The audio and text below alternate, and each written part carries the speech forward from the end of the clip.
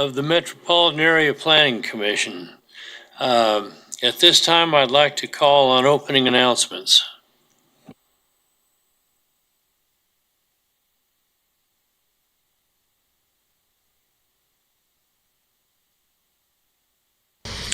Before we begin the agenda, the Wichita-Sedgwick County Metropolitan Area Planning Commission and the Wichita-Sedgwick County Board of Zoning Appeals would like to take this opportunity to welcome everyone to this public hearing.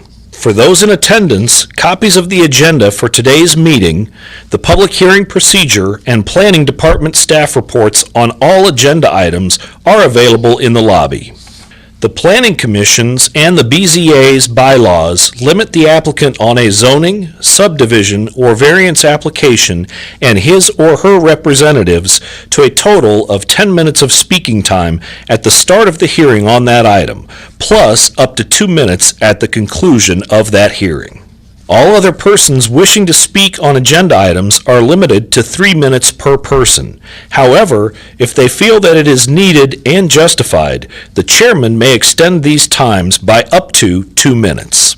All speakers are requested to state his or her name and address for the record when beginning to speak. When you are finished speaking, please share your name, address, and the case number on the sheet provided in the room.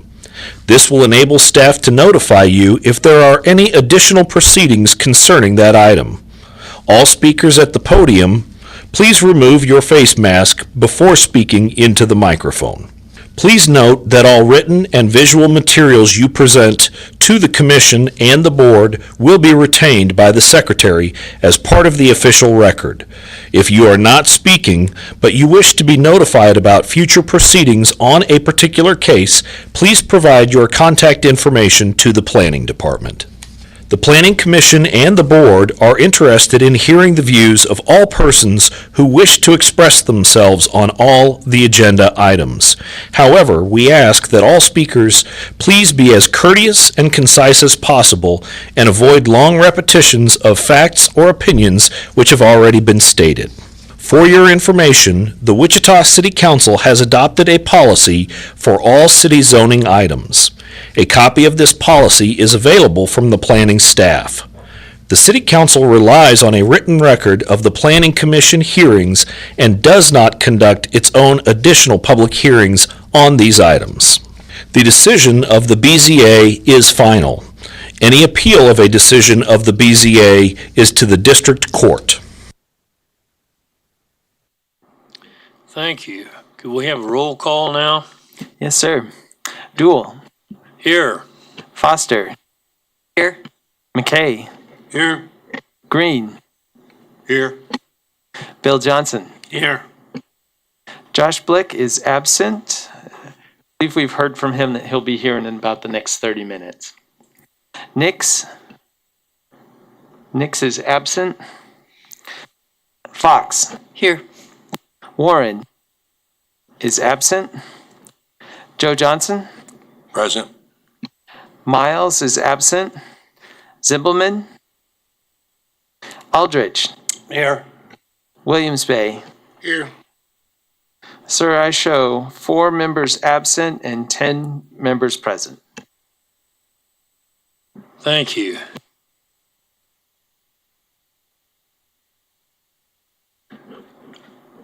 Now we'll call for approval of the prior MAPC meetings on November 30th, 2023. I show that Blick and Fox were absent at that meeting.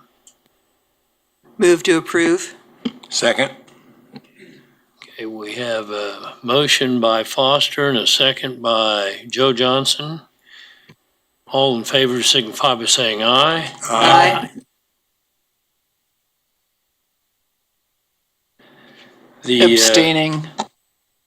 Oh, okay. One abstention. We have minutes we don't have, I should say, minutes for the December 14 meeting. We'll catch those at our next meeting. Also, we don't have any BZA cases today, so we will move on to consent items. We'll start with subdivision recommendations. Sub 2023-00050, Drake Estates Edition near 71st Street South and 143rd Street East. Is there anyone on the commission that would like to hear that case? Is there anyone present from the public that would like to hear that case? We'll take that one on consent. Next is item 2.2, sub 2023-00057. This is 45th Avenue addition located near Webb Road and East 45th Street North.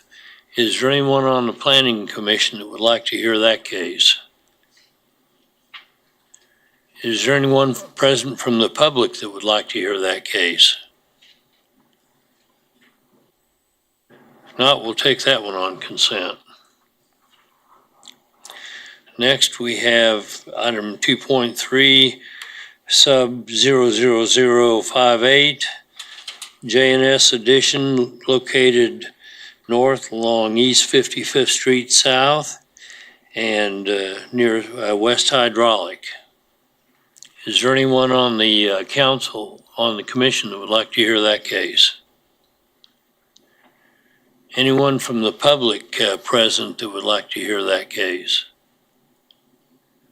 If not, we'll take that one on consent. Mr. Chairman, I move that we approve items 2.1, 2.2, and 2.3. Second. We have a motion by Mr. Green, second by Mr. Williams-Bay. All those in favor signify by saying aye. Aye. Opposed, nay. Motion carries. Next, we have vacation items. The first item is 3.1, vacation 00048. Basically near 21st Street and North Hoover Road. Is there anyone on the Planning Commission that would like to hear that case? Is there anyone present that would like to hear that case?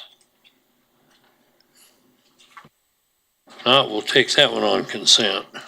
Mr. Chairman, I have been helping this gentleman with this project and gave him some guidance through how to go through the vacation process. So I think I should abstain on the vote on this. I didn't know if you want to take a vote now or not. Thank you. So noted.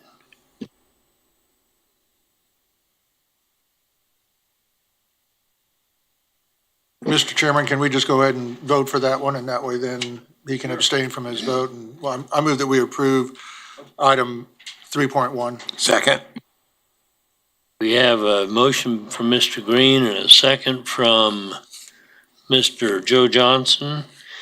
All those in favor signify by saying aye. Aye.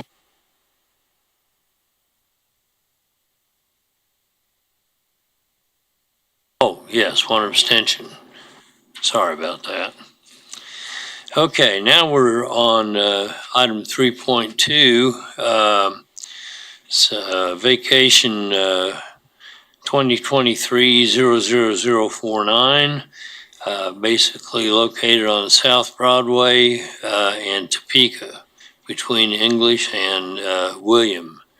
Is there anyone on the Planning Commission that wants to hear that case? Is there anyone from the public present that would like to hear that case? If not, we'll take that one on consent.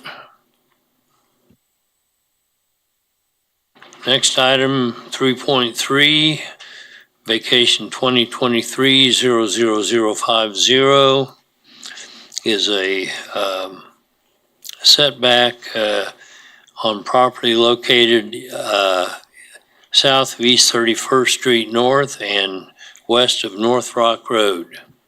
Is there anyone on the Planning Commission that would like to hear that case? Anyone from the public that would like to hear that case?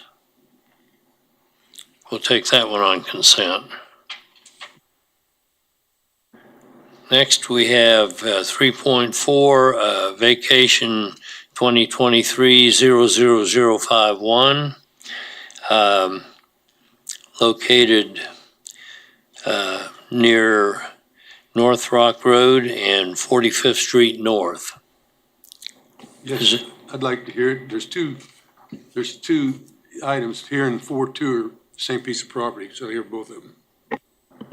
We'll hear that case. Next case, 3.5, vacation 2023-00052, is located generally on southeast corner of North Greenwich Road and 13th Street North. Anyone on the Planning Commission want to hear that case? Is there anyone present in the public that would like to hear that case? If not, we'll take that one on consent. Move to approve item 3.2, 3.3, and 3.5. Second. We have a motion by Foster and a second by Fox. All those in favor say aye. Aye. Opposed, nay. Now we'll move on to public hearings. 4.1. Con 2023-00064. That is a conditional use request for a permit for a tavern and drinking establishment in the Central Business District located on the east side of North St. Francis and east of Douglas Avenue. Anyone on the Planning Commission want to hear that case? Is there anyone from the public here that would like to hear that case? We'll take that on consent.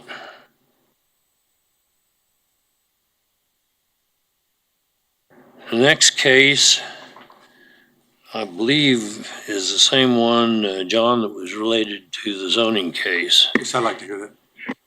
Okay, this is zone 2023-00068. It's a zone change request near North Rock Road and east of 45th Street. We will hear that case. Next, we have item 4.3, zone 2023-00069. It's a zone change request in the county, roughly near West 37th Street North and 247th Street West. Is there anyone on the Planning Commission that would like to hear that case? Do we have anyone from the public here that would like to hear that case? We will hear that case.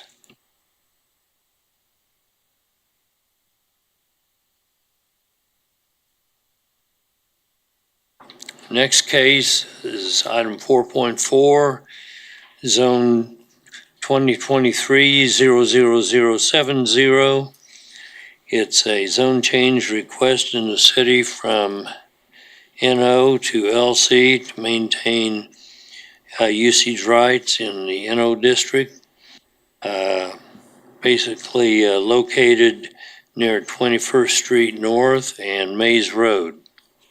Does anyone on the Planning Commission want to hear that case? Is there anyone present from the public that would like to hear that case? We'll take that one on consent.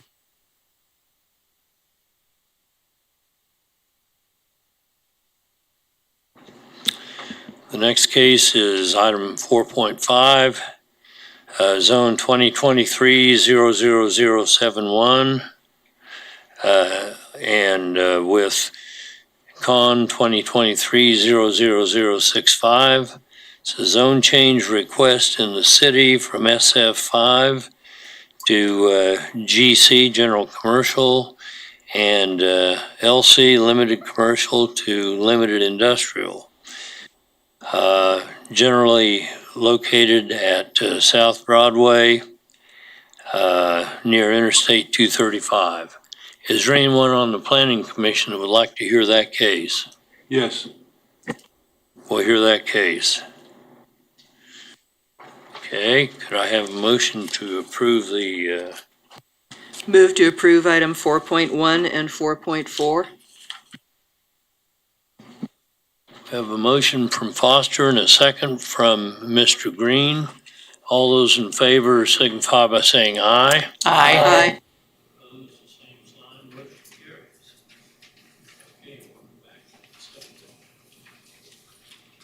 I have a question to ask, Mr. Chairman. This one is the same one as on 4.2, I think it's 4.2. Should we take the zoning first before we take the curb thing, or approach deal? Take them together or either way. I would say that you have that discretion. Because it's simply moving an item on the agenda, it would likely be good to do a vote, just to formalize that. To do both, or we need to take action separately on each one, right? You do, but I believe that the request is to flip the order so that the zoning case you hear the zoning case first before you hear the vacation case. And in order to do that, typically what we look for is a vote of the Planning Commission to move an item up on the agenda. Okay, so I would request a motion from the Planning Commission to change the order of these two as indicated. Second. Fox made the motion, Green second. No.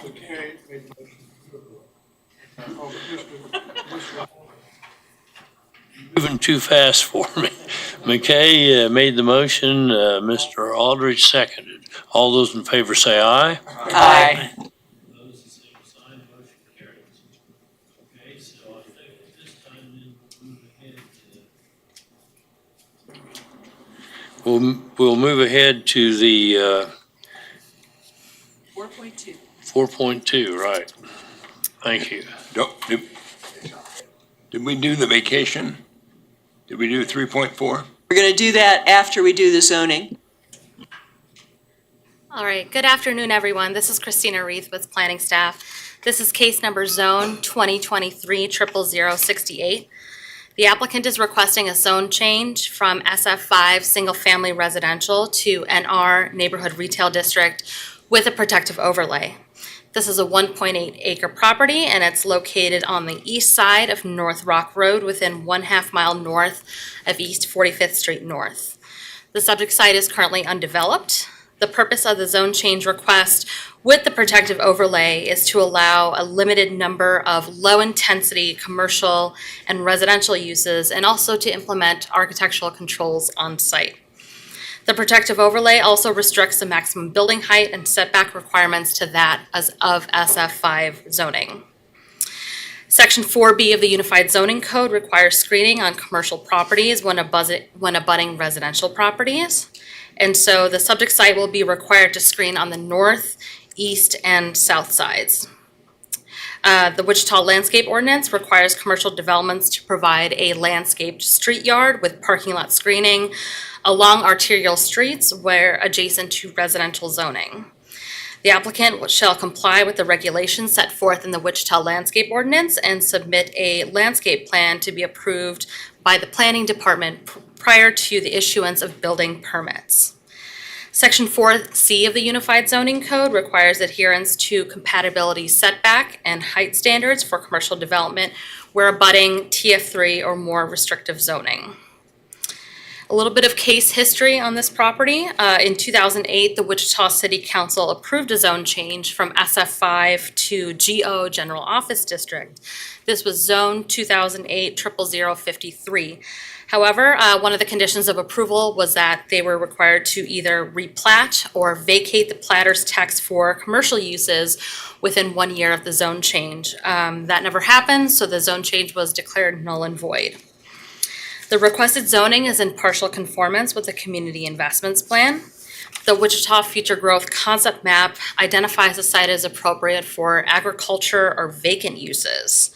However, the property is adjacent to an area appropriate for new residential uses where pockets of major institutional and commercial uses will likely to be developed in this area as well, based upon market-driven location factors. The locational guidelines outside the established central area state that residential and non-residential development areas should be separate and distinct with appropriate screening and buffering to ensure compatibility among land uses while maintaining connectivity among uses. So the neighborhood retail district zoning will require screening, and they have to abide by the rules of the Wichita Landscape Ordinance as well. Additionally, the subject site is bounded by a reserve to the east and North Rock Road to the west, which provide their own buffers between potential commercial development and existing single-family dwellings. Based upon the information available at the time the staff report was prepared, staff recommends approval of the zone change request, subject to the protective overlay, which is listed in your staff report. This recommendation is based on the golden rules. I'll just skip ahead to the last golden rule, opposition or support of neighborhood residents. At the time the staff report was prepared, staff received one comment inquiring about the proposed development, and that is attached to this report. Now let's go through the site photos.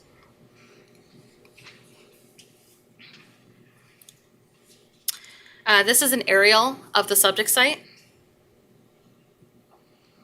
This is a Wichita Future Growth Concept Map. As you can see, this circle here is where it says new residential, so it's adjacent to new residential uses. Next slide, please. This is looking north towards the site. This is right off of Rock Road. This is looking east towards the site. This is on Rock Road.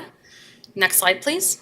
This is looking north away from the site, looking north on Rock Road. Next slide, please. This is looking west away from the site on Rock Road. Do I have any more photos? No, that's all I have for photos. I did forget to mention that the applicant is concurrently requesting to vacate access control to obtain access to North Rock Road to this development, and that's vacation 2023-00051. Wichita Transit does not provide service to this site, and it has access to public water services, but sewer and stormwater will need to be extended to this site for development. And with that, I will stand for questions. Isn't the case on this that the property is located in Wichita, but access to it on the road is in Bel Air, is that right? So if we look at this aerial here, everything on the west side of Rock Road is Bel Air. Okay, yes, Mr. Aldridge. Actually, I have two questions. One is the agent or applicant here Yes. and my second question is that what about where does the property stand that buffers between the existing residential and this site? So this, where you can see my mouse here, this is currently platted as a reserve. And so this blank space here that's not highlighted, that is a reserve. And so in order for them to change that for even residential use or commercial use, they would have to either vacate the platter's text or replat that subject site as well. Okay, thank you. Any other questions of staff from the commission? Okay, we'll call on the agent or applicant at this point. Please state your name and address, and you will have 10 minutes. Good afternoon, Michael Edwards, K.E. Miller Engineering, agent for the applicant, 117 East Lewis. I stand for any questions. Mr. McKay. The east part of this property is, part of it's in the floodplain. Correct, yes. The majority of the buffer that they were talking about in the reserve is in floodplain. I'm not quite sure if the area highlighted has some floodplain in it too, but it might have a little bit. But yes, the majority of the area just to the east is all in floodplain, correct? Yeah, that little tail. It looks like to me that this piece of property also, that's a county road that goes through there, and I believe that property's anywhere from 3 to 4 feet lower than this road, is that correct? I believe it is is lower than the road. I'm not sure on specifics if it's 3 or 4 feet lower. Yeah, there would have to be some dirt moved into the site to prepare it for retail, if that's what the question would be. The next question is, has there been any hydrology report done? Because that drains a whole quarter section of ground to the north. It all stays east of Rock Road. There's large pieces of ground there with In order just to two houses. Okay. In order to develop, I'm sure we'd have to probably fill in some of the floodplain, which would go through DWR and the stormwater to make sure that we were able to not back up any water onto the north side, yes.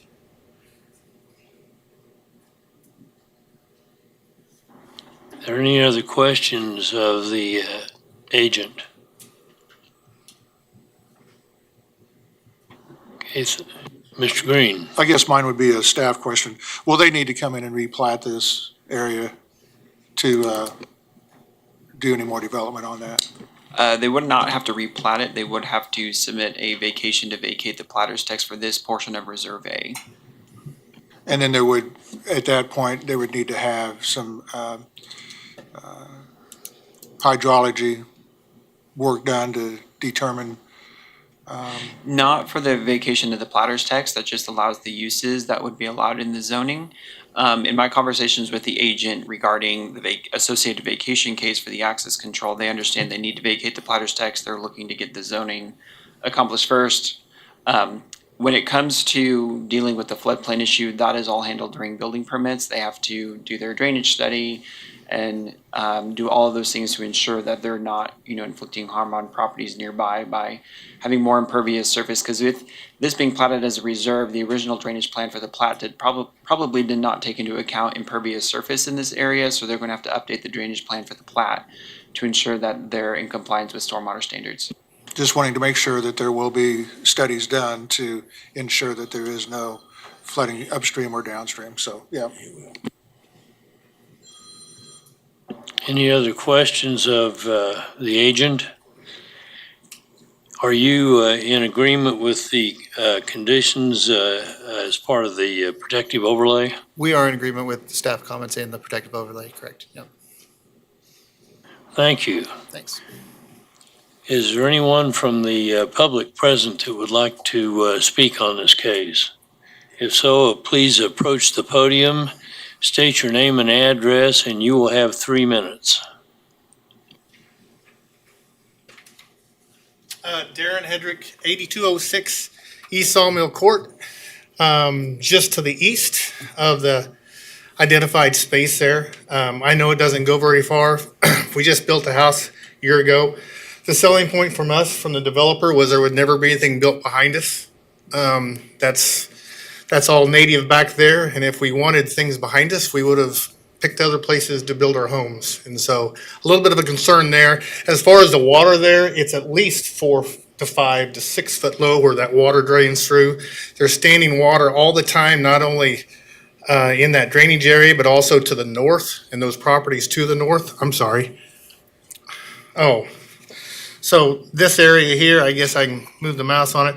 There's, like even today, there's standing water all the way up here north of this. I'm sure if they start filling this in and bringing it up to grade, it's going to create some issues that we currently have here in the middle, let alone what's going to happen to the north of it a little bit.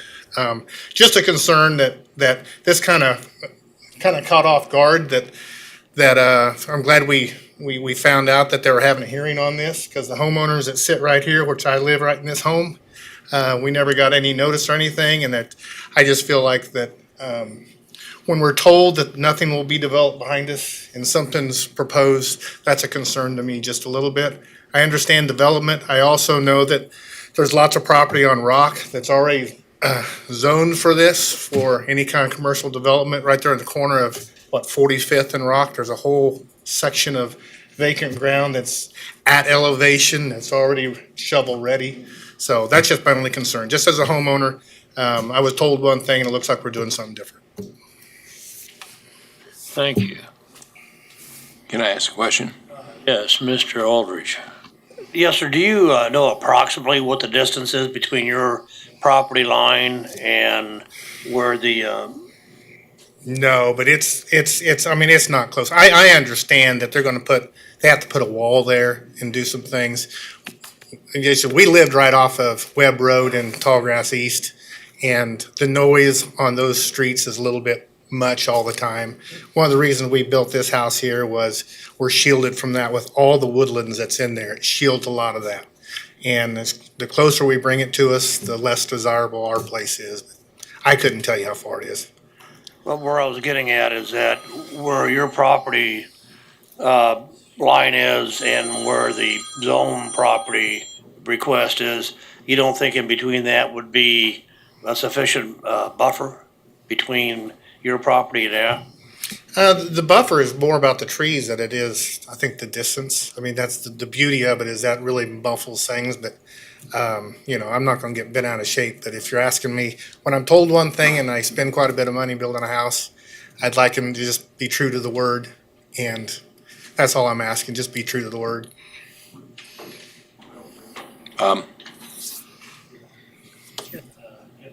Is there any other questions of this speaker? Yes.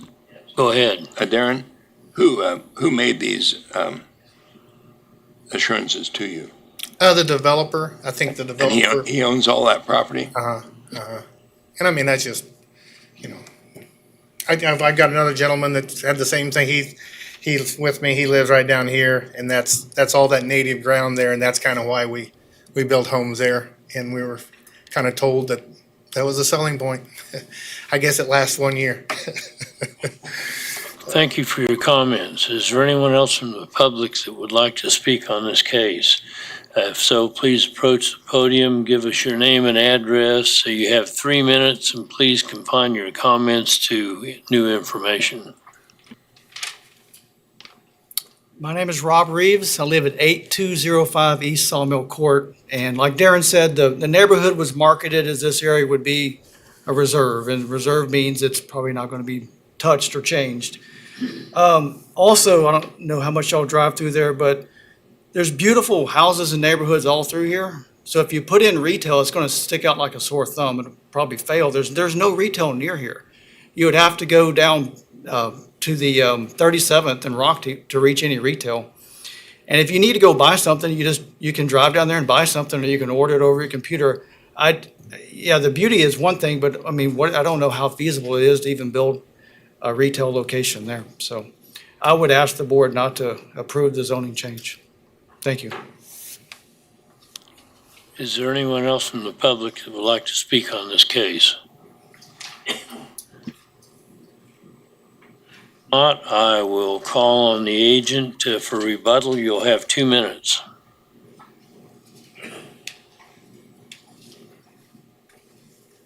Michael Edwards, agent for the applicant, KU Miller Engineering.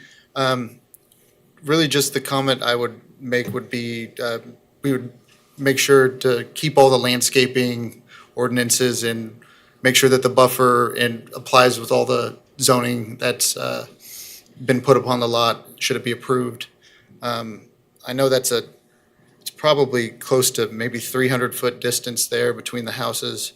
And he is correct, we would go through the process of making sure that we wouldn't add any impervious runoff, whether that be through detention or going through the DWR's process with the floodplain fill. We would address that when it came to that. If we could leave that, that'll be about it. Thank you, sir. Okay. Bring it back to the commission at this point. Yes, Scott. Just a real quick note about the notification area. So the notification area for this one was 200 feet. And because there's the kind of floodplain wooded area adjacent to it, that is correct that the properties that are immediately to the east would not receive notification, or did not. Mr. Chairman, I drove by there and there was a sign up. The wind had blown it over, but there was a sign there. What is the pleasure of the commission? Any further discussion? I guess my only question would be if someone promises you something, I'd get it in writing.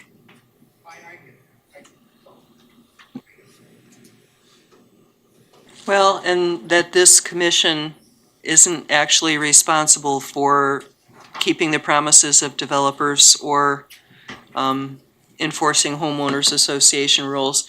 I sympathize with you, but that's not us. Wrong people to talk to. Yes, Mr. Bill Johnson. I want to second what Ms. Foster said, and so with that, I want to move to approve for staff comments. Second. We have a motion from Mr. Bill Johnson, second from Mrs. Foster. We both have memory lapses. Okay. You can call me Jay or you can call me Ray. We have a motion and a second. All those in favor signify by saying aye. Aye. Opposed. Okay, we have, what, 11 and 1? 9 and 1. Okay, 9 and 1. Motion carries. Now we need to go back to the zoning case, which is case number 2.1. 3.4. 3.4?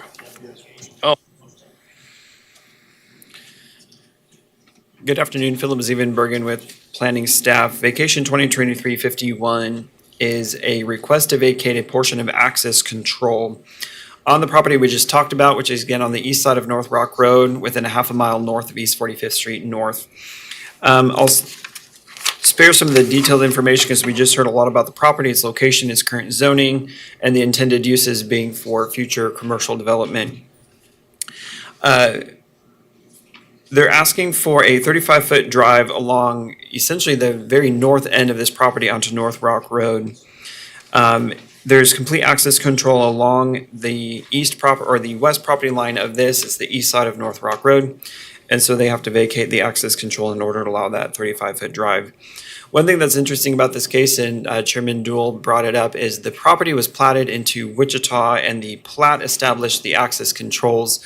So that is why this body is hearing the vacation case to vacate the access controls.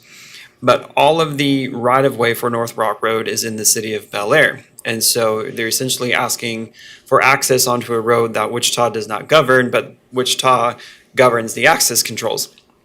So a condition of approval of this is that they will have to work with they shall have to meet the standards of the municipal code for the city of Bel Air for any future construction, because they may have different standards for driveway separations, size limits for access points. I did look up their code just briefly, and I did note that they have a limit on a 30-foot drive as opposed to 35.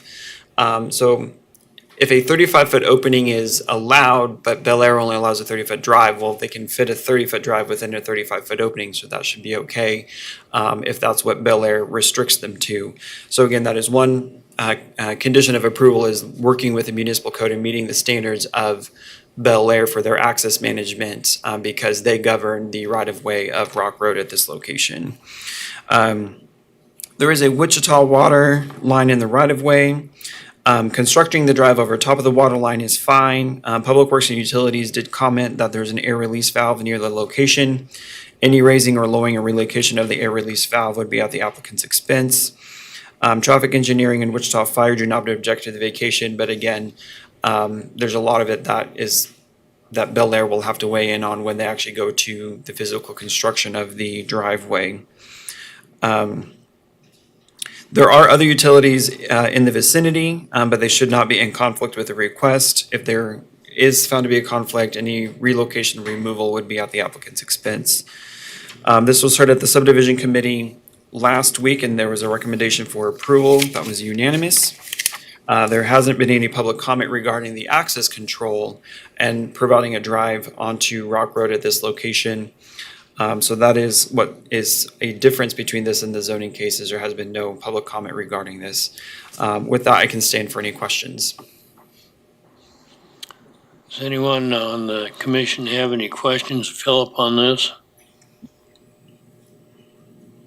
Thanks.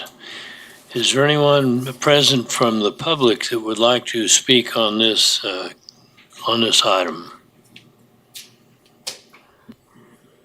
Not, I'll bring it back to the commission for action.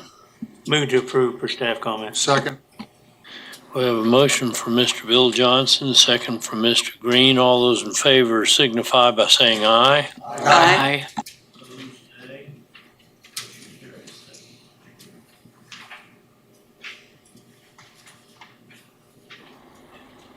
Okay, so where are we now?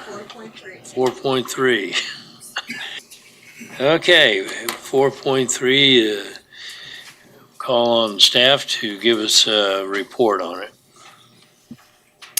Good afternoon, everyone. Christina Reed with Planning Staff. This is Zone Case 2023-00069. The applicant is requesting a zone change from RR Rural Residential District to SF20 Single Family Residential District. This property is 71 acres in size and located on the southeast corner of West 37th Street North and North 247th Street West. It's currently in use as agricultural land. The applicant is requesting the zone change to reflect the Indian Ridge at Andale Second Edition plat submitted to the Planning Department. And this will be heard by MAPC, I believe, on January 11th. This is sub 2023-00049.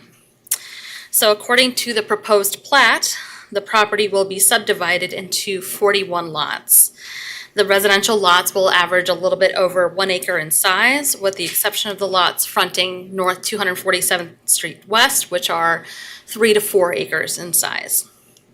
The requested zone change will essentially allow the applicant to subdivide the property into smaller lots for residential development. Since the minimum lot size for rural residential is 2 acres or 87,000 square feet, and the minimum lot size for SF20 is 20,000 square feet.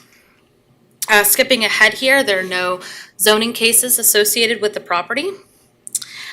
For public services, according to the applicant, the development will use wells for water access and alternative septic systems. The requested zone change is in conformance with the Community Investments Plan. The Wichita Future Growth Concept Map identifies a site as appropriate for rural development, where larger lot residential exurban subdivisions will likely be developed in this area. Based upon the information available prior to the public hearings, planning staff recommends that the request be approved. This recommendation is based on the golden rules. At the time the staff report was prepared, I did receive one comment from an abutting property owner with concerns regarding sufficient water availability for new wells. I did receive several more comments since the report was submitted, and I submitted those to you via email on Tuesday. So hopefully you had a chance to look at those. And with that, let's go through some of the site photos.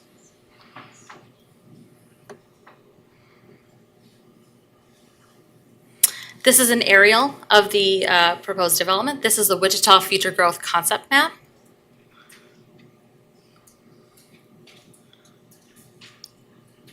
Next slide, please. This is looking east away from the site. Next slide, please. This is looking east towards the site. Next slide, please. This is looking north away from the site. Next slide, please. And this is looking south towards the site. Next slide, please. This is looking west away from the site. Next slide, please. This is looking west away from the site again. Next slide, please. And that concludes my photos, and with that, I will stand for questions. Any questions of staff from the commission on this? I am interested in the aspect of the number of wells necessary to provide water to that many residences. Okay. So how do the rural areas get assessed for the ability to sustain that many wells? Is there a method? That's probably best maybe deferred to have the applicant or agent Okay, we'll wait for him or her. Any other questions of staff? Thank you. Call on the agent or applicant. Please give us your name and address, and you'll have 10 minutes.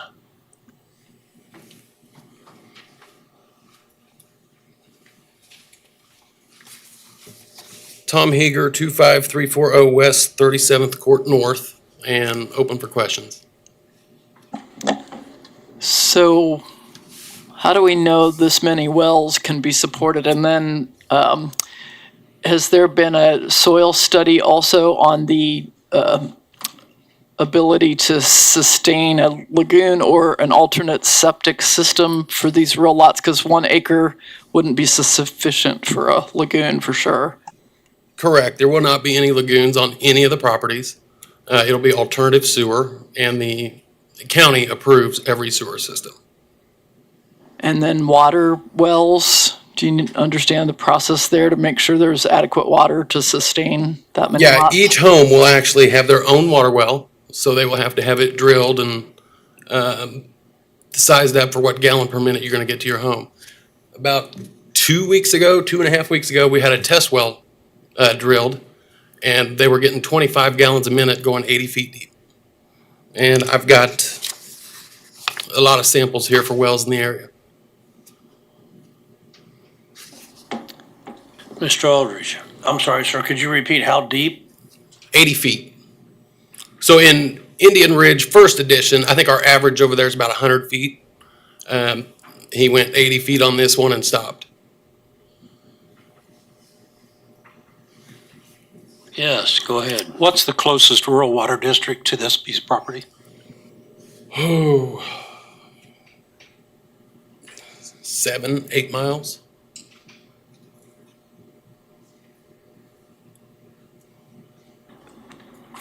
I got another. Yes, Mr. Aldridge. Can you show exactly where you did the test well, just out of curiosity? It is right in there, I believe. Are you planning, or were you looking at doing any other test in any other part of the locations of the property there, or just right there? No, we will have one guy come in and witch the property, and I think we can put up to 2 more test wells in it if needed. At the other end of the property, east side of the property? Yeah, he'll witch the whole property. So on our first edition, we witched the whole property, and we put 3 test wells in the areas where he was showing the least amount of water flow. And the lowest gallon per minute we had in our edition now was 18 gallons a minute. Okay, thank you. Are there any other questions of the applicant? Thank you for your comments. Is there anyone present from the public that would like to speak on this? Please approach the podium and give us your name and address, and you'll have 3 minutes.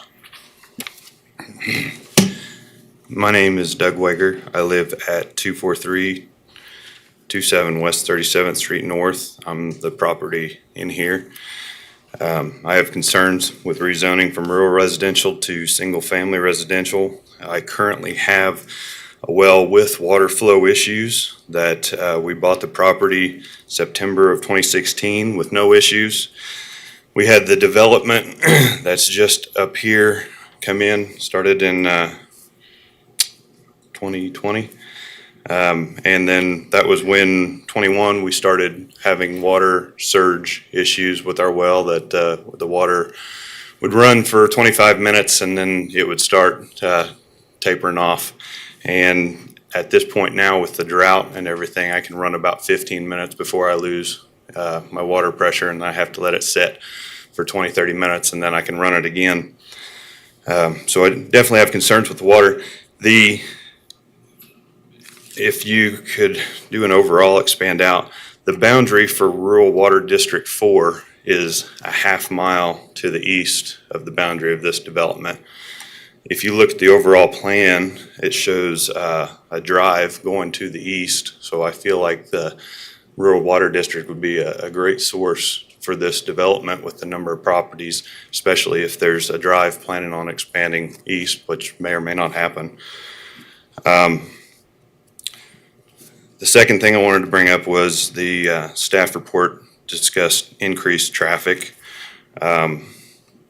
The planned development that has the drive exiting here, and I have a concern for accidents that this is the top of a hill, crest of a hill. And I know, in the mornings when everybody's going to high school, they're moving pretty quick. And when I leave this intersection, it's a pretty good jump, play a Frogger to get in and get out. But I've got a quarter mile heads up.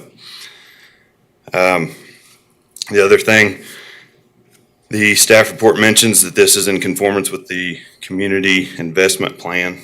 In that plan, under land use compatibility, it talks about higher intensity developments should be discouraged from being located in existing lower intensity developments, particularly established low density residential. All the properties around here are 5 acres or more. So we were requesting not to have 1 acre lots all around us. If we can reduce the number of houses and reduce the number of wells, that'll help us in the long run. If it could all be 5 acre lots, that'd be great, and it'd fit in perfect with the situation. Any questions? Mr. Aldridge. Sir, are you aware by any chance of any water issues from any of your surrounding neighbors? Yeah, I've got one in. No, so the water issues on the property, when we bought that property, there's another well that's drilled right here that the owner that sold the rest of the land told us about. He said that it is, he called it a sour well. He said he drilled it at 86 feet and it was so high in sulfates or sulfur that you couldn't even use it to water your yard. So my concern is that the amount of water is limited in an area, and that if everybody puts 80-foot wells in, I'm going to lose my well completely and then take value of my property. Ms. Fox. Are you aware of persons irrigating in the agricultural use areas around you? Is that a regular practice yet in that area? I'm not aware. Some of the other residents probably have more input on that. Mr. Green.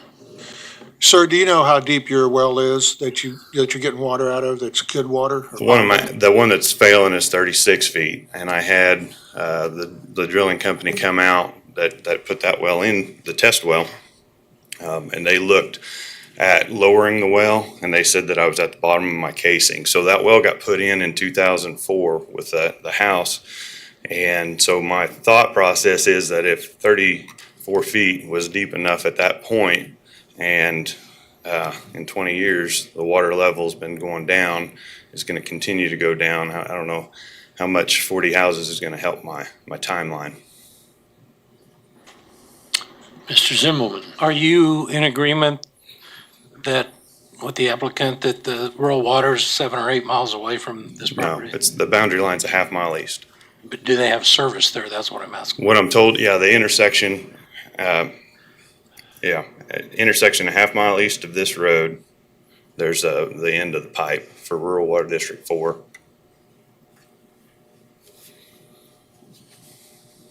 Any other questions of this speaker?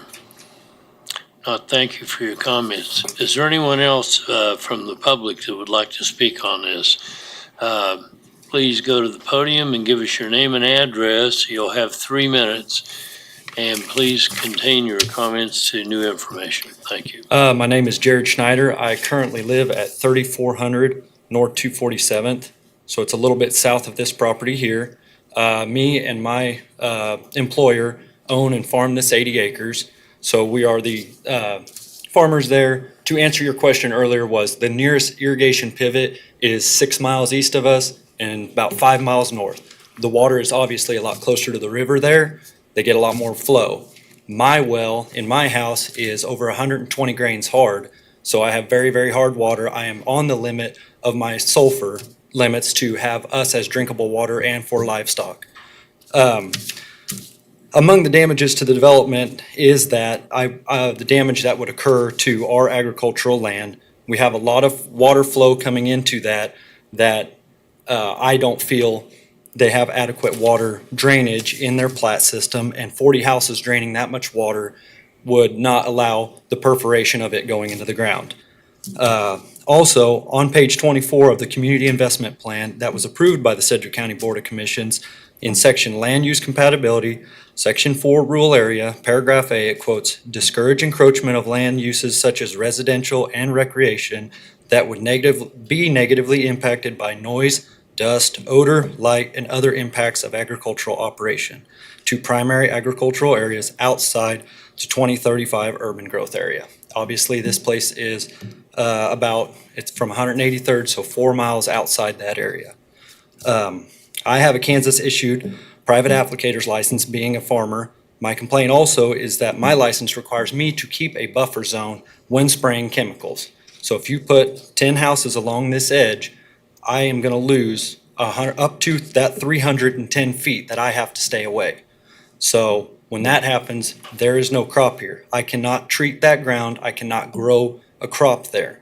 So my propose is if they want that, put the buffer on their side, allow a CRP, anything there, because I have been called on the carpet before of saying I oversprayed, caused damage to lawns, turfs, ornamental plants, any swimming pools, any pet bowls, anything sitting out. These chemicals could damage or cause health problems. We've had those complaints of overspray. It makes it more liable as a farmer to have somebody there. We are backed up against non-rural residential areas, and those people have dumped trash. They dump their things into our fields and have no concern over it. It makes us harder. We have to go pick that all up because I can't run that through a machine and damage a high-dollar piece of equipment. The zone, yes, now that buffer zone, if it's on my side, cannot be treated. It also allows for obnoxious weeds that are on the Kansas State website to grow on that property without being controlled. I propose for the development area to include its own buffer zone. This allows my property not to be devaluated in agricultural production and decreases the chances of any negative impact that I may have with the new owners. Because if there's this many houses in that buffer zone, it could be up to 16 houses that could be affected in that area. They're going to come after me. So it's 16 people against one person. I make a mistake, I'm liable. I'm 31 years old, so this could affect. Can you finish this up quickly? Yes, there's plenty of room in Andale for more homes. I would think the town would benefit for the more tax revenue and help the local economy. Mr. Aldridge, question of the speaker. This might be a hard one to answer, but do you have a ballpark figure on what you might lose in revenues? So if at 150 feet on a half-mile section, an up and back, quick math is about 18 acres. So if you are averaging maybe $600 an acre, do the quick math, $600 an acre times 18 times the year. That's not accounting for us recovering our property tax we're paying on that and everything else. So we deem that's lost revenue. Now, if we can't do something there, if we have to put storage along there or something, well, is that going to affect the new homeowners? They're not going to like when I park farm equipment out there and say it's obstructing their view. Thank you, sir. Any other questions of the speaker? Are there any other people that would like to speak on this from the public? Approach the podium, please give us your name and address, and you will have 3 minutes. My name is Sheila Hertel at 124 West 37th North here in Andale. And I live directly across the street from where they want to develop this. And my concern is we have a lot of farm kids out here that ride their ATVs and UTVs up and down this road. And you add another 40 houses that's going to come in and out on 37th. There's going to be a lot of accidents. Also, there's no fire hydrants or anywhere. The closest fire department from this development would be approximately 8 minutes. If one house, if they're all gonna be on propane, one house blow up, then it's gonna be a chain reaction. Our concern is our safety for all of our neighbors. I also have livestock that I'm concerned about our water. I did have to have our well checked last year because I was having the same issue as what Doug was. And unfortunately, they can't go down any further. We are at 85 feet, I believe. And I was told I can't go any further than that. With me having the livestock, I depend on my wells. And you add 40 more wells, it's gonna hurt all of us. But our main concern is the safety, if there was a fire, is there adequate sheriff to patrol our areas? We have a lot of concern here on this for safety. Thank you, ma'am. Yes, Mr. Williams, you have a question of the speaker? Is the reason you can't go any deeper because of the sulfur level? Right, well, yeah. Is there anyone else present from the public that would like to speak on this? Please give us your name and address. You'll have 3 minutes. Okay, I'm Mark Vaughn. I live at 24220 West 37th Street, which would be this property right here. I have all the concerns that Doug has. I've also concerned that, we're going to start rezoning SF20 on this property here. What's to continue further development and exacerbate all the other issues that we're worried about. Water's being the big thing. Also, I'm concerned about the drainage of this property. A lot of the water drains right through here, which comes across the road through my property, and I've had times it's been up to the basement door. If we are increasing the rate of the runoff, I feel that it could be a detriment to my property. That's all I have. Any questions? Yes, Mr. Himmel. So if the rural water district is a half a mile that way, I assume you're not all in that district. No. What district are you in, water district? I have a water well. So you don't live within a range of a water district that could get you water? Correct. Thank you. Are there any other folks present from the public that would like to speak on this case? Please give us your name and address, and you will have 3 minutes. Raymond Roser, I live here at 24310 West 37th North. My concern is the SF20 zoning change. Indian Ridge Addition 1 is 2-acre lots.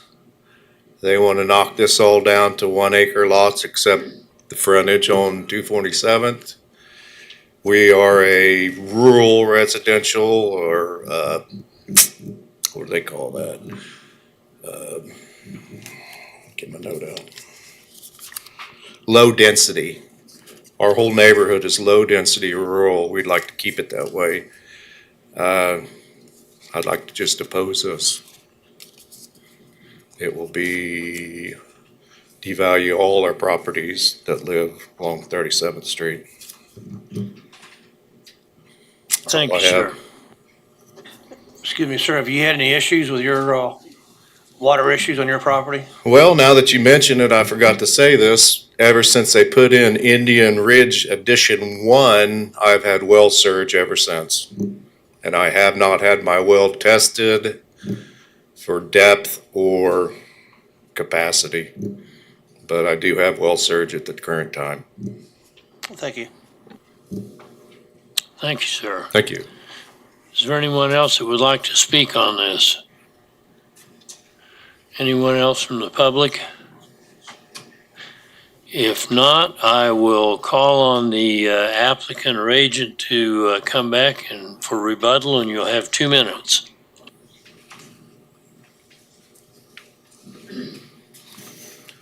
Okay, on the water issues, this is the first we've heard of anything since Indian Ridge 1 went in.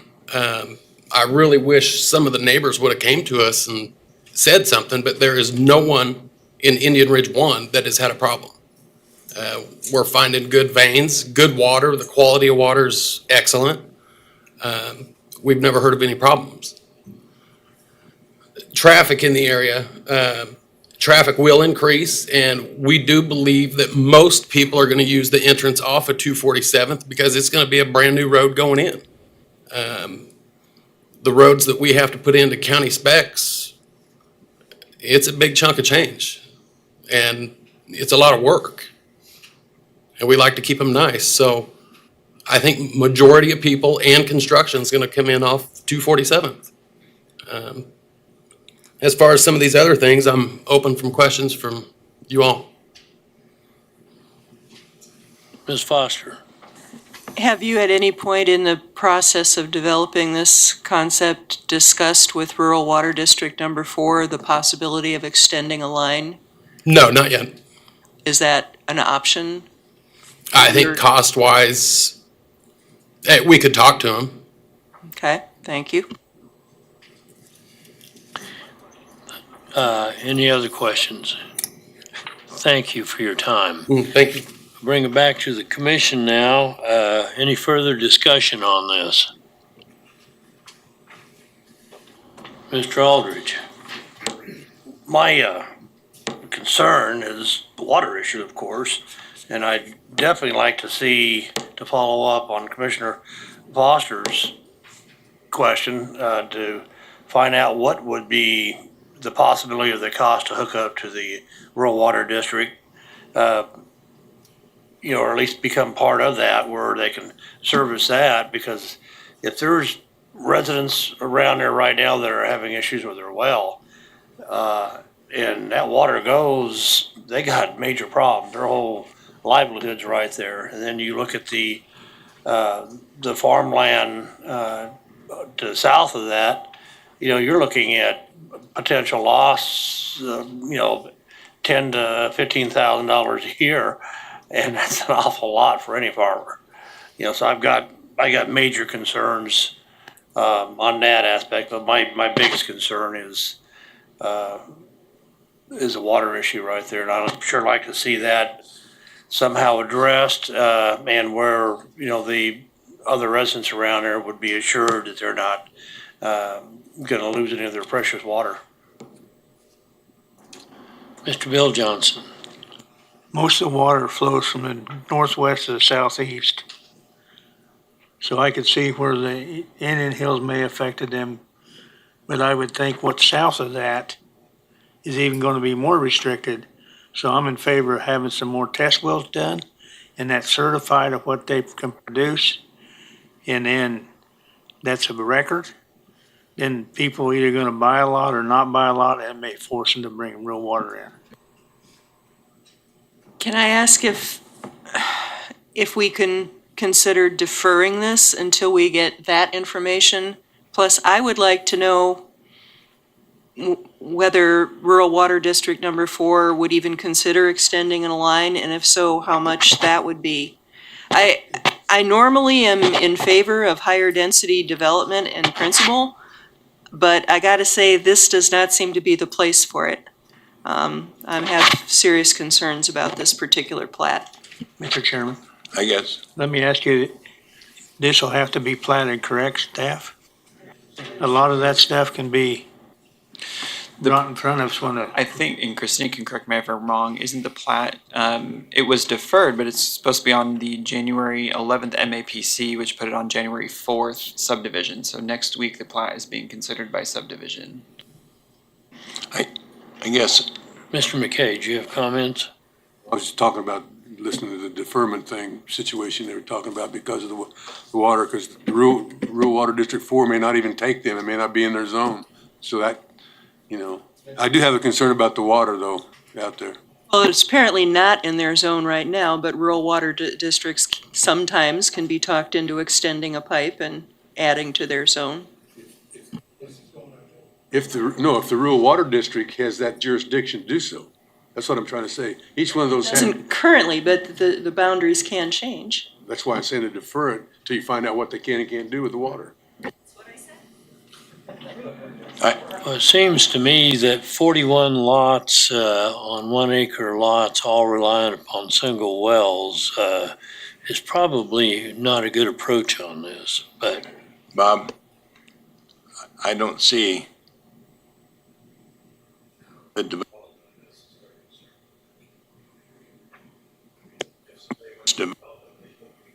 buyer beware.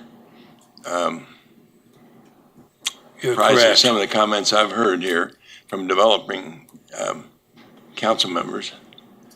I mean, they got to prove to the buyers that it works. Any other comments on this? Do we have a motion? Are we going to have a motion to defer this, or I'm open for a motion?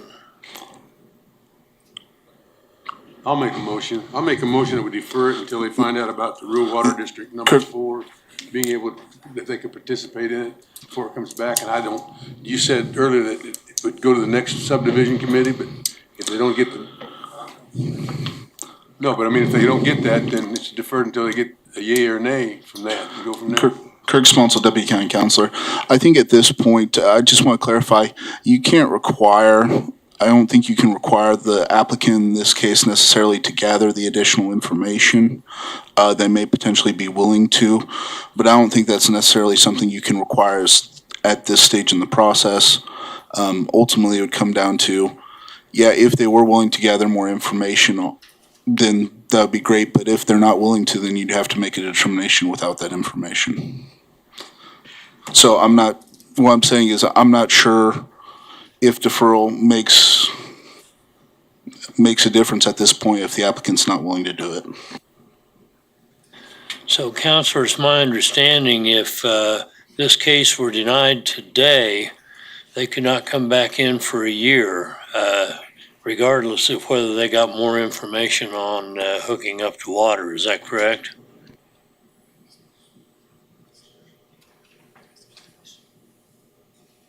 I apologize. Could you repeat the question? I just said, if this case were denied today, they could not come back for another year, 12 months, even if they did, in the meantime, get more information about availability of water. That's correct. If the application is denied, they cannot submit a new application for another year unless there are substantial changes to the application, in which case it reduces that time. With that said, I'm not positive. Staff may have more information. It looks like we don't have necessarily our platting staff on hand, but it's possible some of the water questions might be answered during the platting process. I'm just not confident on that aspect of it. Mr. Joe Johnson. Did we hear back from the applicant?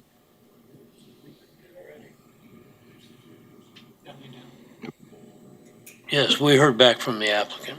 Well, we can ask a question do we want to ask the applicant whether they're willing to pursue this extra information? Because it looks like the options here are either defer or deny. I get the feeling nobody's interested in approval. I'd like to have a question of the applicant. Okay, question for council. Do we need to have a motion to change the protocol here to allow the applicant back to respond twice and then call him up? No, I think presently you're having discussions. I think you can call them back forward without the motion. Could we have the applicant please reapproach the podium? Thank you. You understand the question? Yeah, if we would look into it further. Yes. Absolutely. Thank you. And I've got paperwork here on several wells in the area, if one of you wants to look at it, so. Thank you, sir. Again, I'll bring it back to the commission for discussion. Scott? If I could, sir, I would just want to point out that if there is a motion made to defer the item that, because it's a public hearing item and because we published the notice of it, I would encourage you to do it to a date certain, otherwise the case needs to be re-advertised. So Do I given, hear a motion for deferral to a date certain? can I ask a question of Scott first? So how would this affect the plat that is coming up in MAPC next meeting, next? Subdivision Yeah, next subdivision week. on the 4th is when we hear the plat. Would that need to be deferred as well, or? The implications of the zoning is if the applicant does not get SF 20 zoning, that would have an implication on the minimum lot size they could plat. So that's where they are connected, is if they have to stay in rural residential zoning, their minimum lot size is 2 acres. They would not be able to go anything under 2 acres. So they're kind of tied where you could essentially get the cart before the horse with a plat if a plat is moving forward at anything less than 2 acres without knowing whether or not the zoning is there to support it. Well, it sounds to me like a deferral of this case will trigger a deferral of the subdivision case. I would say not necessarily, because we do see plats come forward before zoning. But through the platting process, there are multiple steps, and the property owner does not need to have the plat recorded and cannot until they get the appropriate zoning. So they can go through the MAPC, have the plat approved, but not have everything finalized with the plat until the zoning is approved. So you can do either one that you want to do first. It's just that at the end of the day, they both need to be done and done correctly in order to be recorded. I make a motion we defer for 4 weeks. Is that long enough? That would be the January 25th meeting. Is that a substitute motion? Because you made a motion to defer, and I thought it was seconded. I made a motion to defer. And somebody seconded it. Either Mr. McKay needs to revise his motion, or that needs to be a substitute motion. Can you one of the two. revise that to 4 weeks? Let me ask a question of the applicant. Where'd he go? Please come back up to the podium. Thank you. Just a second. Legal, I have a question of legal also. Can we ask the applicant if he would defer the proceeding of the plat until the zoning is, what we're asking for is taken care of? I apologize. Could you reiterate the question? I'm sorry. I said, we're talking about deferring the zoning, and the platting's coming up next week. If the applicant would agree to it, could we get both of them deferred at this point in time until he does the checking out on the rural water district? Yeah, if he's willing to do that, then yes, the could both be deferred. And applicant, are you willing to defer both of them until we find out what's going on? Yeah, we were already in talks of that anyway, because of the drainage plan. So we weren't going to make a decision until January 2nd next week. But yeah, if we need to defer, we will. You have to have date certain. Okay, so we have a motion, we need a second? Well, I want to find out from. Wait a minute, are we finished with the applicant now? I am, yes. He's agreed to that, Okay, all to deferring the planning as well. My next question So is. now we need to amend your motion Well, to I'd include like to ask date legal certain. how I should properly make the motion.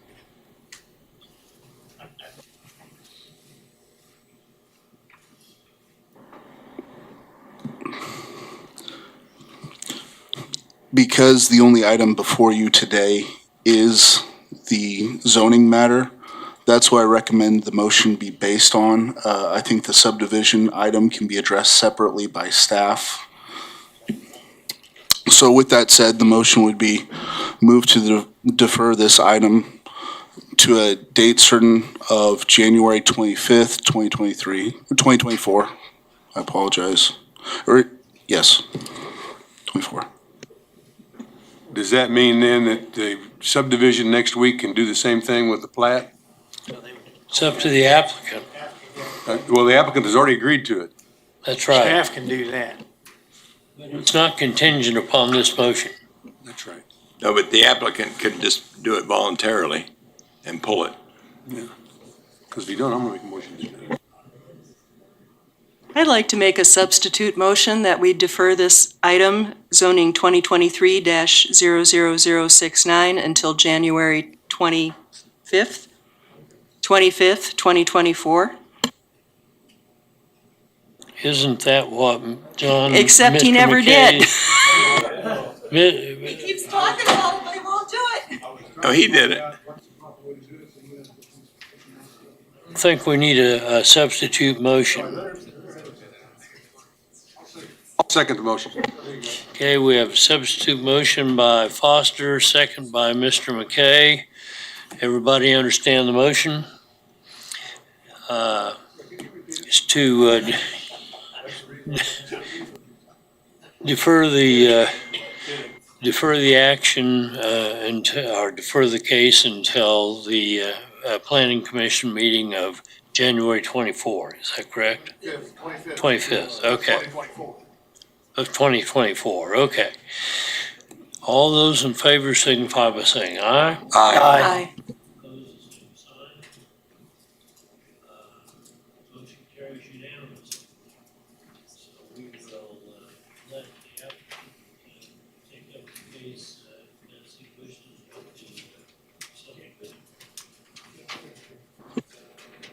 to. It goes out if I hold down on it too long. Okay, moving right along.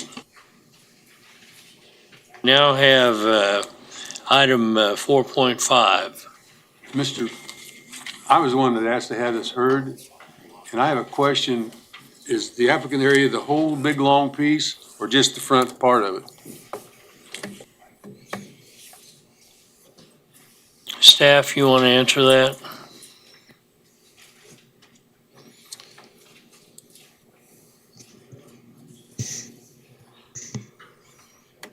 Go ahead.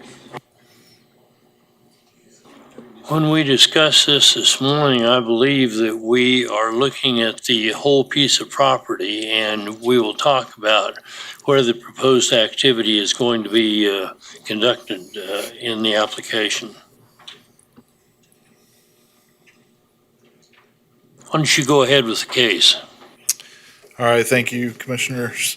My name is Brad Etherly, Senior Planner, discussing case number Zone 2023-00071, as well as Con 2023-00065. This is a 1.05 acre location on the east side of South Broadway at 4204 South Broadway, just about a quarter mile north of I-235. Could you go to the aerial map? So you can see there the property that we're discussing today. The applicant is requesting three things. He's requesting a zone change from property zoned SF5, LC, and GC to LI, Limited Industrial, and a conditional use to permit a wrecking salvage yard on the entire subject site, and three, a waiver request for supplementary use regulation section 3D.6.E1, which would allow the conditional use despite abutting both an arterial street and a freeway. To further explain those supplementary use regulations, wrecking and salvage yards may be approved as a conditional use in the LI Limited Industrial District, provided that such operations are not abutting an arterial street, expressway, or freeway. In the opinion of the Planning Commission, will not adversely affect the character of the neighborhood, and is enclosed by a fence or wall not less than 8 feet in height, and having cracks and openings not in excess of 5% of the area of such fence. Wrecking and salvage yards are also subject to supplementary use regulation section 3D.6.DD, which states the outdoor storage and or baling of junk, scrap, paper, bottles, rags, or similar materials is prohibited in the LI Limited Industrial District. The site would be required to come into compliance with screening, lighting, and landscaping standards from the Unified Zoning Code and the Wichita Landscape Ordinance. A minimum 6-foot solid screening fence where abutting residential zoning would be required. If you can go to the site plan, you'll see here that they have a fence proposed along the perimeter of the site. They are requesting, and we'll get into this a little bit later, but they are requesting that the 100 feet to the east is prohibited from having any kind of storage of salvage or wrecked vehicles. So this would be a 8-foot tall fence that they have along the property line here. The applicant is proposing that the property be mainly used as a vehicle storage yard, but that if any inoperable vehicles are on site, that they will only be there temporarily. They have also provided a site plan that shows the east 100 feet of the property may be clear of any vehicle storage or salvage yard. All parking areas, loading areas, and driveways will be required to be surfaced with concrete, asphalted concrete, asphalt, or other comparable surface, and shall be maintained in good condition and free of weeds, dust, trash, and other debris. A portion of the site was platted on April 18th, 1984 as the Haney Addition. This is this area up here. Any unplatted portions will need to be platted before any building permits are issued. If you can go to the zoning map. The character of the neighborhood is mostly light industrial with some residential nearby. Manufactured home parks are directly across from the sites to the west across South Broadway, right over in this area. And then another one sits just a few lots to the north. I believe it's right here. And then another one sits across the from the highway interchange here to the east, which is about 450 feet away and is buffered by that I-35, I-235 interchange. If you can go to the growth map.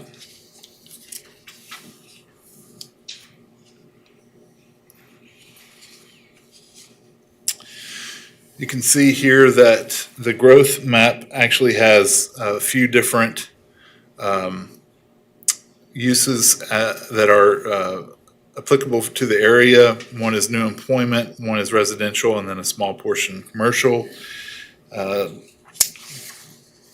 We believe that the subject sites are located in an industrial, underutilized portion of the city, and that the recommended conditions should mitigate substantial detrimental impacts to the surrounding area. If you can go to the Hayesville, Southwest Wichita map.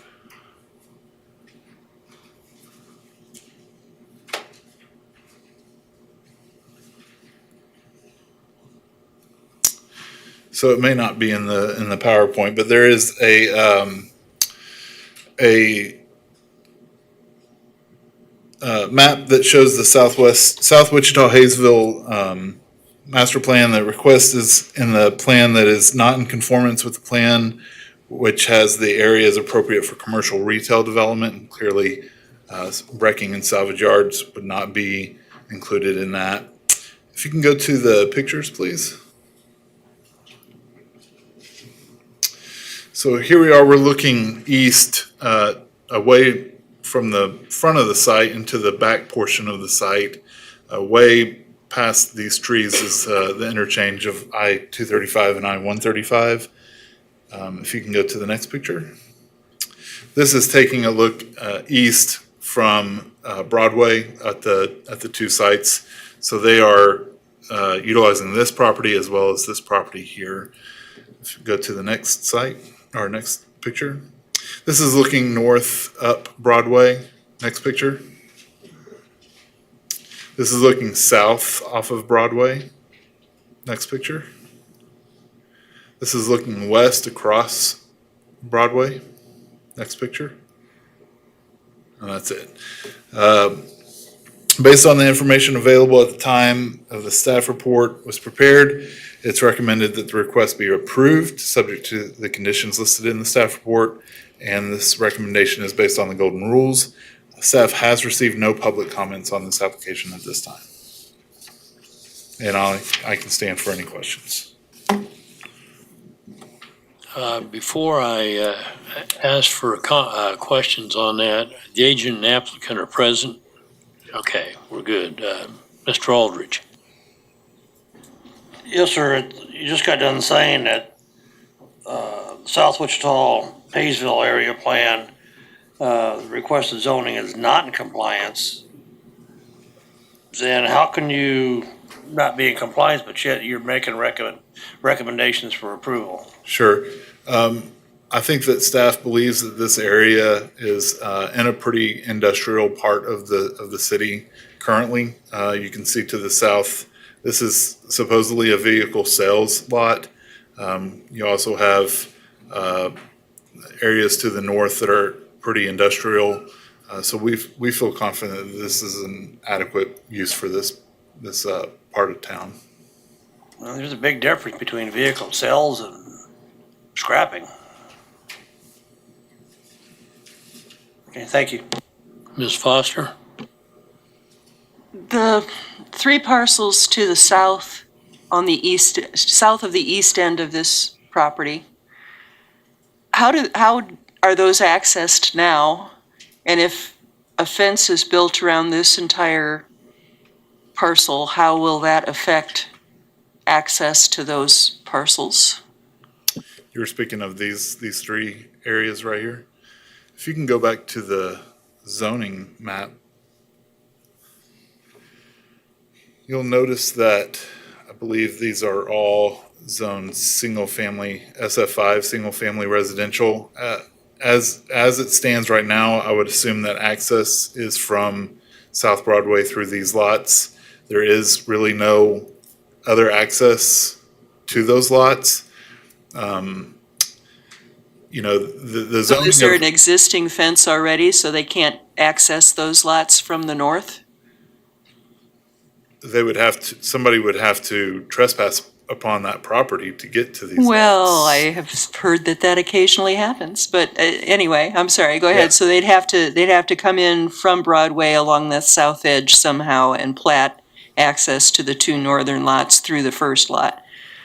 I'll say this, legal access to those 3 lots, or I think Scott would like to say. No, I didn't mean to cut you off. I just wanted to show that Philip was able to look it up, and on GIS, it shows that those 3 lots in question, the single-family residential zone lots, are under the same ownership as the commercial property immediately to the west.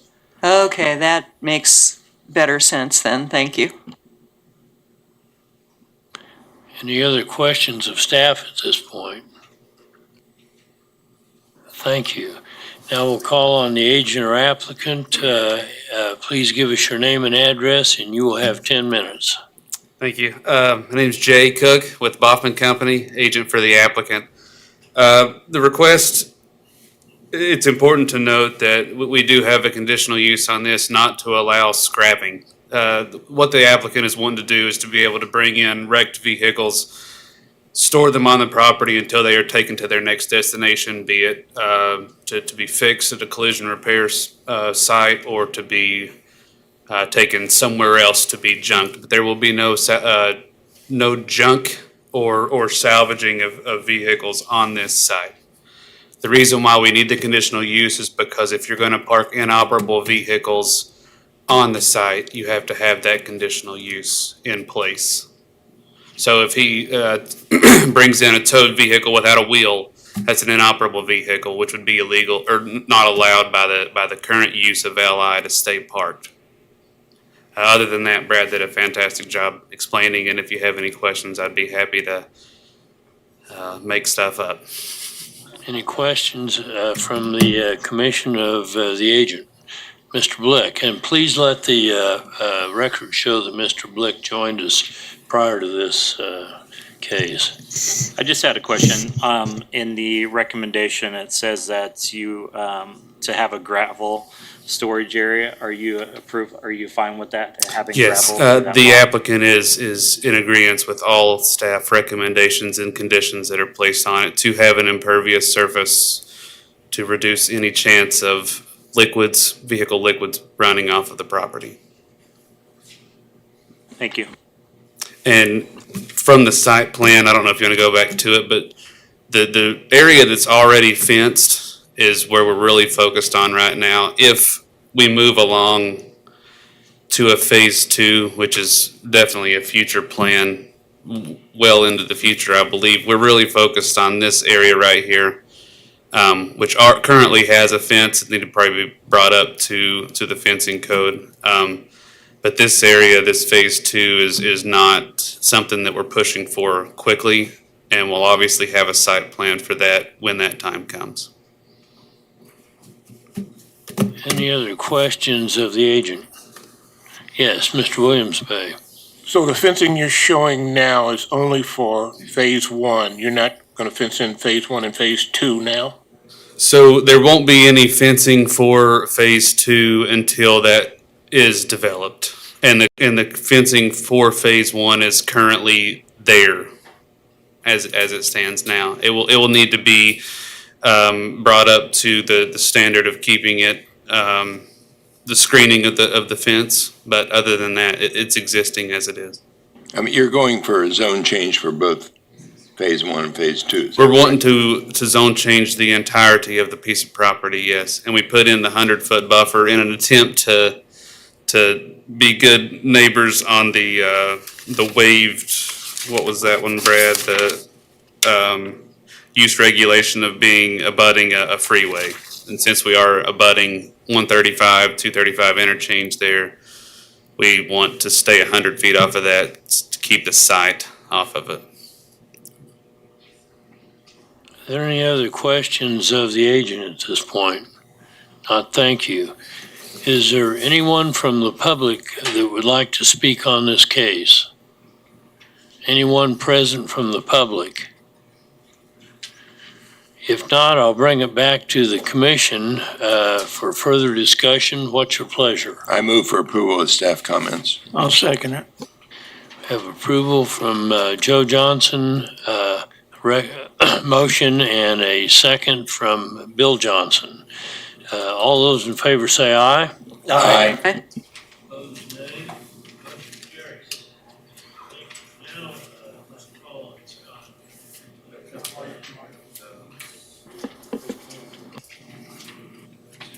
If I hold.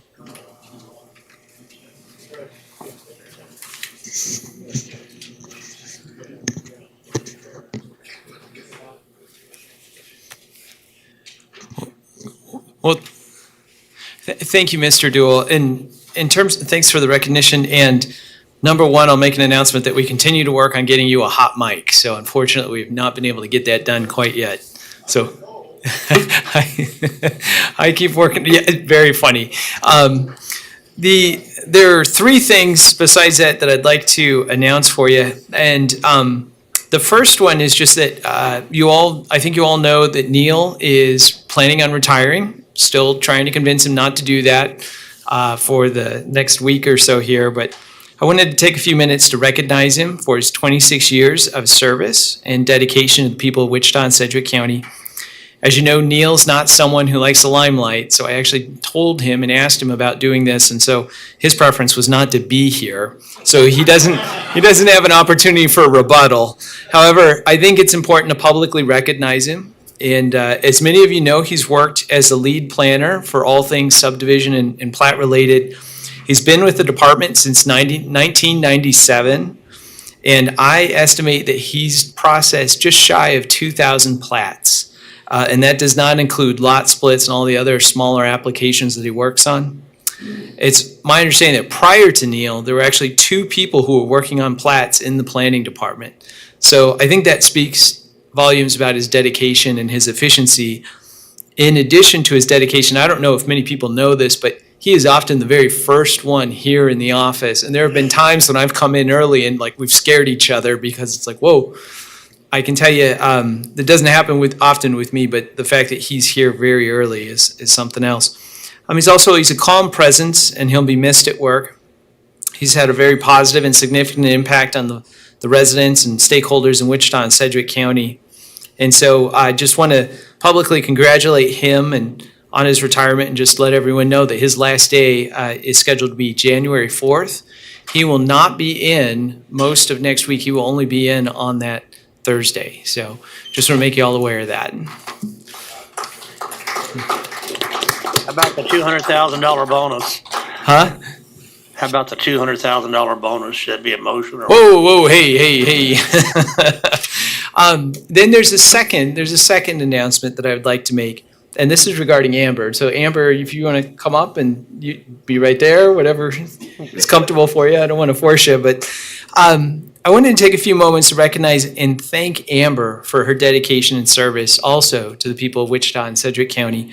We are so fortunate that she came to work at the planning department. And I have a little story about that. So in 2020, just as the city was shutting down for COVID, the planning department had the opportunity to hire staff from Century 2, and it was on a temporary basis because Century 2 couldn't operate. And we had a need for folks to help us out here, and so I called up senior staff over at Century 2, and I asked who they recommended because we had a number of names that we could pick off of a list. And I'm proud to say that Amber was at the top of the list. He said, she's great, she's awesome, she's been great to work with. And I'll tell you, that is absolutely true. She has been so positive and so enthusiastic. She's been such a great addition to the planning department. She's learned and done so much during her time here. It's been great because I know I can hand something off to Amber and she'll get it done. That includes a whole variety of things. I mean, it's been HR, finance, office supplies, a welcoming face in the office, answering phones, special projects, and even more. And she's been so adept at learning and doing all of that. And so, Amber, you'll be missed here at work. We wish you all the best with your new adventures, and we look forward to learning about all the great things that you're doing out in the world, because you're going to do great things. I just know it. So, Amber's last day is tomorrow. So I'm very sad about that. That only gives me 8 hours to try and convince you to, but really, thank you and congratulations. So you have an opportunity for a rebuttal if you'd like. No? Okay. Well, thank you very much. And then the final thing, it's a little less in terms of intensity of an announcement, but I just want to make you all aware that our website has been updated. It's a total change, and it's pretty significant from what it was. So if you have an opportunity, it was a whole City of Wichita website redo. If you get a chance, you might check out the website and then let us know if there's anything you think is missing or needs to be reorganized some way, because we're very much in kind of that early learning stage about making sure everything works well for folks. So that's all I've got.